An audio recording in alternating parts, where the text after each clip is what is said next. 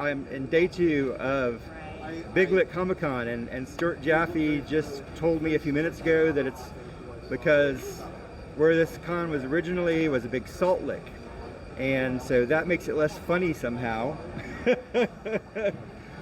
But nevertheless, I'm here with Darin Kennedy. Darin, I don't think you and I have met before. Nope. I'm Scott Roche. Darin Kennedy. And tell me a little bit about what you write. Well, first I was going to say, Stuart knows the whole thing about Roanoke because I did my family medicine my day job is I'm a family medicine doctor. So he knows that because I did my residency in Roanoke, Virginia. So I was there from 1997 through 2000, and I learned a lot about, the original name of Roanoke, Virginia is Big Lick because a lot of the deer would come there, and it was a big salt lick, so the deer would all come there.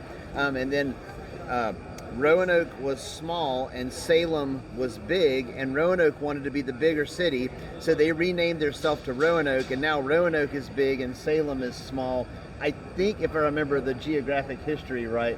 And then this convention all started in Roanoke, Virginia. So, okay. Now, that is that. So I'm Darin Kennedy. I've been writing since 2003. I wrote my first book, which is that one right up there, when I was deployed to Iraq as an Army physician back in 2003, and I've been writing for 22 years now.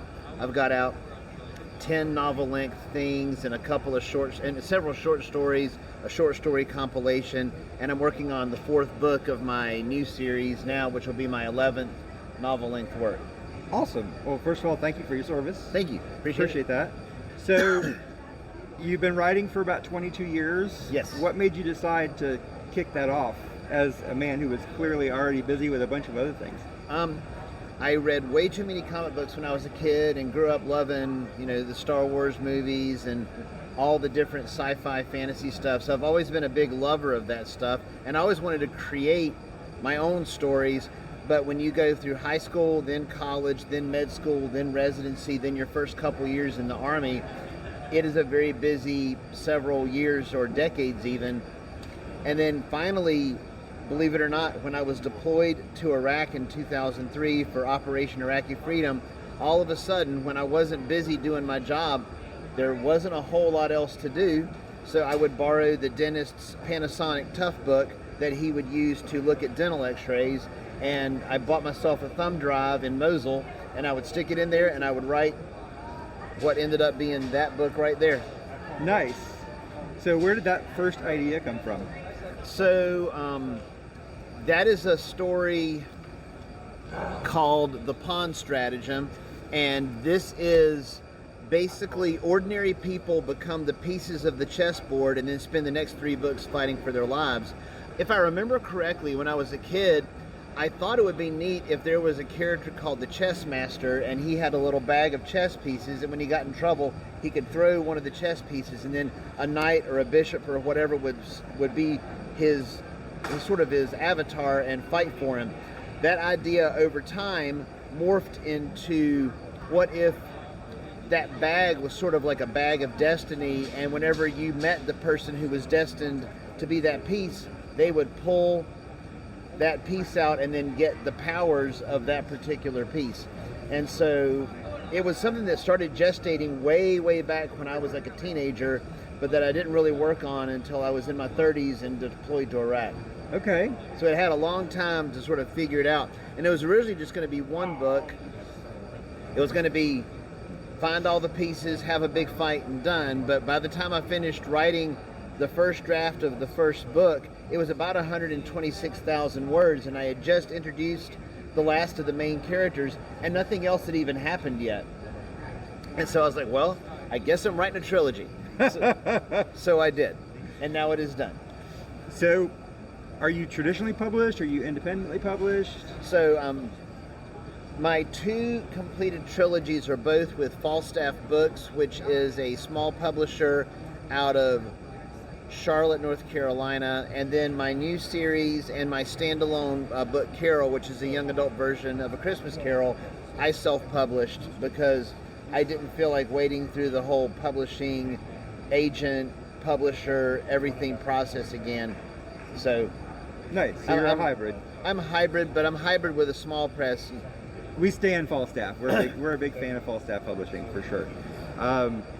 So I asked Stuart a similar question, and I'll ask you. Like, you've been doing this for quite a while. Right. You've kind of gone a couple of different ways a writer can go between a small publisher and independent publishing. Say I'm a new writer. What one piece of advice would you give me? I haven't published anything yet. I finished my first draft. I would say get your first draft in as good a possible shape as you can before you let anybody, quote unquote, official take a look at it. If you can join a writer's group, if you can get a group of writer friends, if you can get eyes on it, because you will not be able to see the holes in your own tapestry, but other people will definitely be able to see them. I don't know that I would recommend necessarily spending an awful lot of money on an editor, because you can go down a very expensive pathway, but I would say trade reads with somebody else, but have somebody be other than you or someone you're related to or in love with look at your stuff and tell you what they actually think, because they may go, these things are good, keep those, these things use work, fix those, and then when you finally think that you've got it good enough for someone official to look at, then maybe start talking to some small presses or talking to some editors to get it ready for self-publishing, or go the agent path, and good luck. Well, people are starting to trickle into the con. I want to respect your time, but one more question before I let you go. Sure. What is like the biggest challenge you faced as an author / publisher? So I've said this one 100 million times. You think when you're getting started, the hardest thing is writing your book, editing your book, getting it all perfect, writing the best story, getting a good cover, whatever. I think the hardest part is you have now made this delicious pizza, and the hardest part is convincing people out there that you own a pizza place. That is the hardest part, because you can make the absolute best pizza in the world, and if people don't know that you own a pizza place, no one is going to come eat at your restaurant. It does matter that your pizza is good, because the few people that do trickle in should go, wow, that's delicious pizza. But if you're trying to be successful and have, a whole lot of people read your book, it has a lot to do with luck, being in the right place at the right time, persistence, and keep on trying. But I am quite certain there are a lot of people out there that have written masterful works that nobody knows who they are, just because people have not found that book yet. And so I think the hardest part is convincing people that you have a book that they would want to read. I like it. So where can people find you?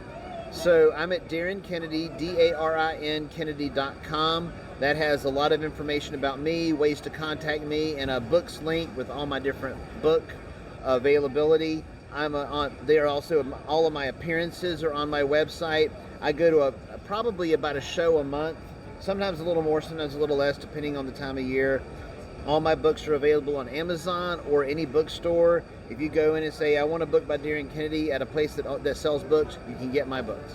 Awesome. Well, thank you so much. Thank you very much for having me, and hope you have a great day and sell all your books. Yes. Thank you very much.